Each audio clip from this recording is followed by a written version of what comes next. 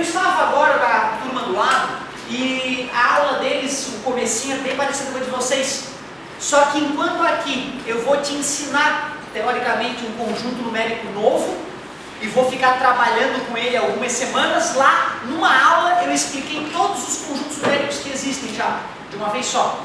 Para tu ver como o ritmo é diferente. Ano que vem eu vou te dar essa aula de novo. Só que eu vou demorar 10 minutos para falar o que hoje eu vou falar com calma. Nós vamos discutir, conversar. Galerinha, desde que tu estás trabalhando aí na escola, né, já desde tenra idade, lá, terceira série, primeira série que seja, tu já vem trabalhando com número, né? Já vem trabalhando com número. Só que, basicamente, até o ano retrasado, tu só trabalhava com um tipo de número, que nós chamamos de números naturais.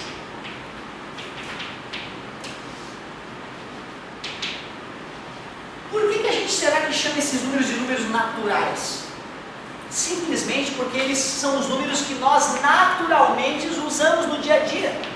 Até numa brincadeira que, né, de contar os pontos, tu vai ter que usar o número 1, o número 2, o número 3, tu tem que contar, né, até na hora de fazer aquelas brincadeirinhas mais clássicas de criança mais novinha com a mão e tal, até aquilo o cara tem que saber contar quantas batidinhas vai dar para trocar o movimento das mãos, né?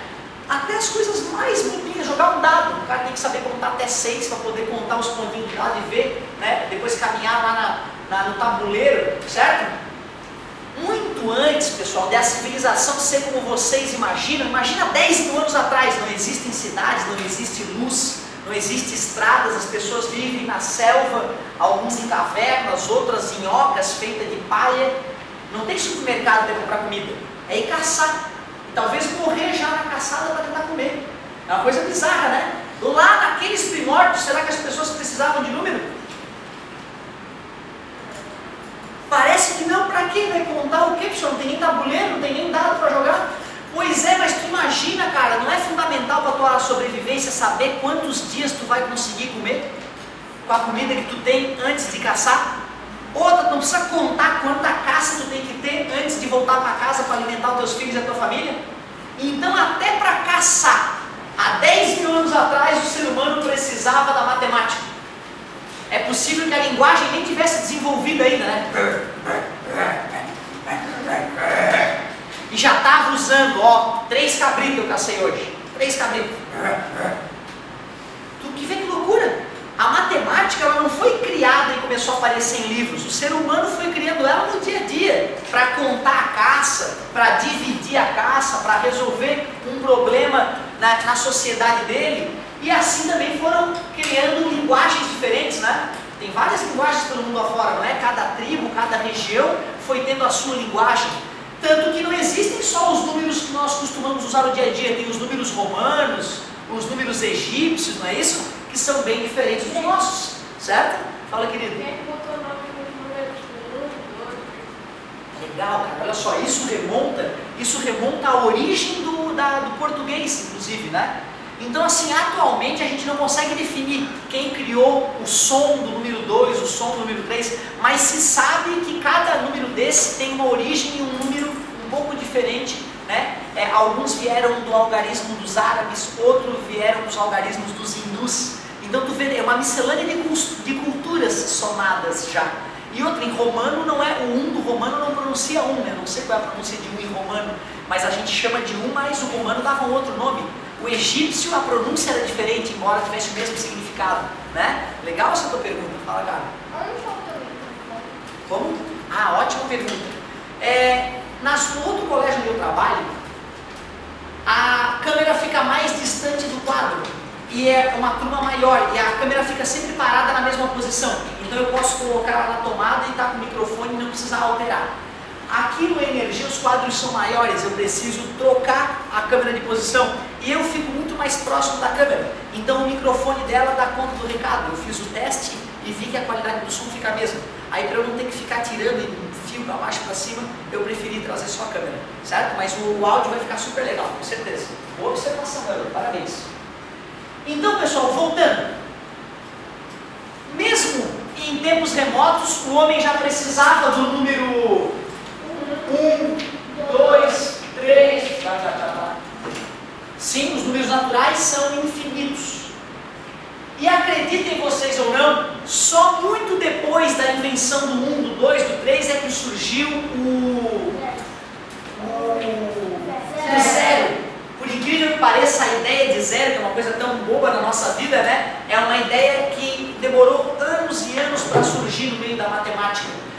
romanos não tem zero, né? Os romanos não tem zero, olha que loucura.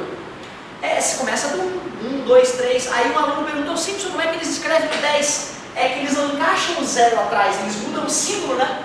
1, 2, 3, aí o 4 tu bota o 5 menos 1, né? O 6 é 5 mais 1, o 10 é x, o 1000 é m. Então, em vez de ele encaixar um símbolo com o outro, ele colocava um símbolo novo. Acontece que fazer conta com o algarismo romano é horrível.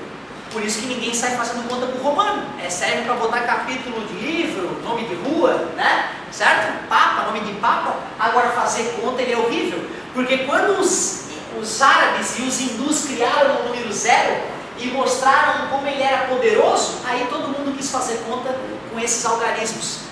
Não se esqueçam, o nome dos nossos algarismos são indo-arábicos, certo? Indo-arábicos é o nome desses algarismos.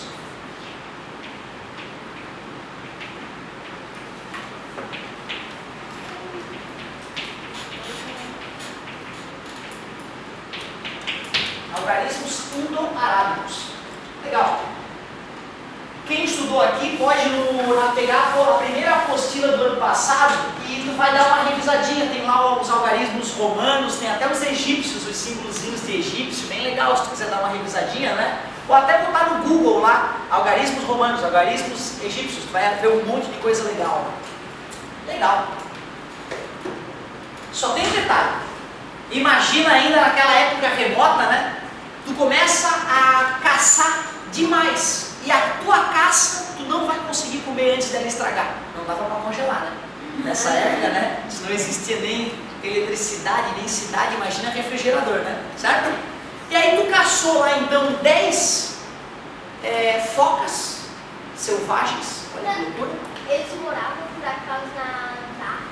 Pode ser, mas aí não ia estragar a comida, porque lá na Antártica eles têm técnicas para enterrar os animais e deixar eles durando meses e meses depois de caçados, olha que loucura, né? Então vamos pegar, como? Você congelou assim? Pois é, mas aqui na época não tinha refrigerador, é isso que a gente acabou de citar, né? Nós estamos falando de 10 mil anos atrás, certo? Não se esqueçam, o refrigerador, ele tem cerca de, tem menos de 100 anos. Há 100 anos atrás não existia refrigerador, meu querido. É delicado, né? Como é que tu vai manter a comida na tua casa? Olha que interessante. Então, assim, para não pegar as focas, né? Vamos pegar búfalo. Búfalo selvagem. O cara foi lá e matou 3 búfalos selvagens. Só que cada búfalo, ele demora 5 dias para comer. Então, ele teria 15 dias de alimentação.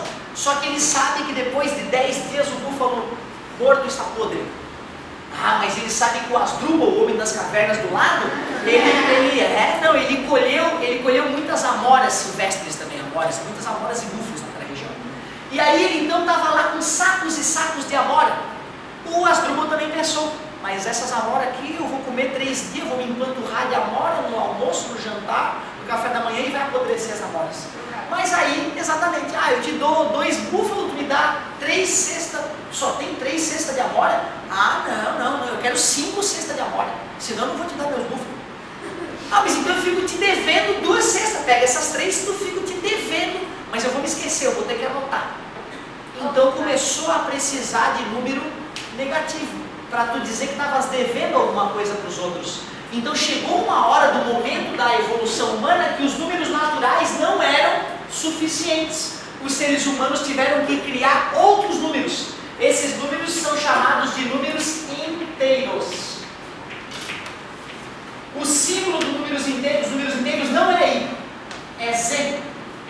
E para que tu não esqueça, volta e meia eu vou chamar eles de zinteiros, certo? Só para tu não esquecer que o símbolo é Z, tá bom? Então Z de zinteiros. Quem são, professor, os números inteiros? Na verdade são os números naturais com a parte negativa. Menos 3, menos 2, menos 1, 0, 1, 2. Fala, querido. Cara, ótima colocação. Na verdade é o seguinte, originalmente, os primeiros documentos, porque assim, é possível que muitas pessoas tenham criado teorias e não tenham documentado. Só tenham falado de filho passado de pai para filho, né? E aí acaba ficando na família, como um conto, né? Então, antigamente, alguns ensinamentos eram passados na forma de conto de pai para filho, certo? Só que algumas civilizações começaram a documentar. Os primeiros que começaram a fazer isso foram os chineses e os egípcios logo em seguida. Então os chineses tinham maneiras de documentar, às vezes entalhado em madeira, às vezes entalhado em pedra, às vezes pintado com carvão, pegava carvão e pintava com carvão. Os chineses até já há mais de 2.000 anos atrás faziam cópia de livros, certo? E nós consideramos que isso foi invenção do Gutenberg, em 1500 e pouco, se eu não me engano, e não, os chineses muitos antes já usavam algo parecido, certo?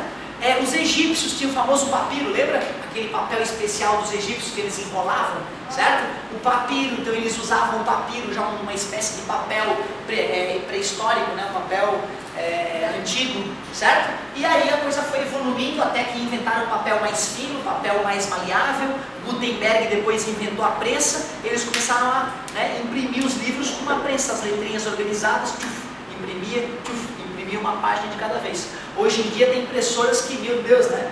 Imprime quilos de coisas a cada segundo, né? Imagina o Diário Catarinense, imagina o tamanho da gráfica da impressora para imprimir o Diário Catarinense que todo o estado lê, né? É uma coisa bizarra. Eu vi uma reportagem com uma impressora 3D. Sim, legal, né? O cara faz uma maquete do computador, a impressora vai lá e imprime aquilo que tu fez no computador em plástico ou em isopor. Ela vai lá e corta e fatia e faz uma maquete de um prédio, certo? A partir do computador ela já imprime a maquete do prédio em 3D. Aí não é nem só a impressora, né? Ela é uma cortadora, né? Um sistema todo automatizado. Boa colocação, galera. Imagina a matemática por trás daquele negócio. E tu, através de uma foto, fazer a máquina fatiar a coisa do jeito que tu quer. Lindo. Deve ser baratinho. Deve ser barato abrir uma empresa nessa área, né? Precisa de um bom investimento, é verdade. Galerinha, depois dos números inteiros, outros números foram surgindo. Porque tu imagina que algum dia tu tinha que dar meio, era búfalo, né? Meio búfalo pro teu vizinho, né? E aí tu tinha que representar isso numericamente. E esses números não tem meio búfalo, né? Como é que será que a gente pode representar meio número? Como é que representa a metade? Isso, como é que seria? Tracinho, 2, né? Se cortar em 3 pedaços, 3. Se cortar em 1000 pedaços, 1000. É isso aí. E se nós quisermos escrever em número com vírgula, ficaria quanto?